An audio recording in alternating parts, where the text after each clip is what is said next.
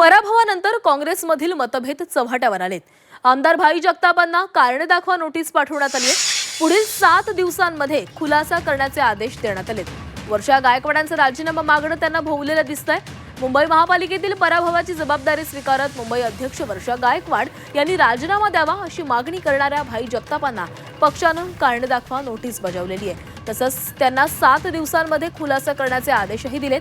त्यामुळे निवडणुकीनंतर काँग्रेसमधील अंतर्गत वाद हा चव्हाट्यावर आल्याचं दिसतंय। काँग्रेसनं मुंबईमध्ये वंचितसोबत युती करत निवडणूक लढवलेली होती, मात्र यात काँग्रेसला केवळ 24 जागांवर यश मिळालं। पक्षाच्या निराशाजनक कामगिरीला वर्षा गायकवाडांना जबाबदार धरत भाई जगतापांनी त्यांचा राजीनामा घ्यावा अशी मागणी केलेली होती।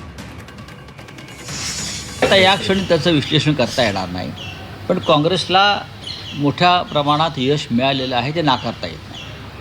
काँग्रेसला 25 पेक्षा जास्त जागा मुंबईत मिळाल्या आहेत। साधारण मुंबईतली 30 त्यांची ताकद कायम राहिलेली आहे याआधीसुद्धा, आणि जवळजवळ तेवढ्या जागा त्यांनी मिळवल्यात। त्याच्यामुळे यश अपयशाचं विश्लेषण करण्यापेक्षा ज्या जागा त्यांच्या जिंकून आलेल्या आहेत त्या भारतीय जनता पक्षाच्या विरोधातल्या पुढल्या लढाईमध्ये आमच्याबरोबर राहतील।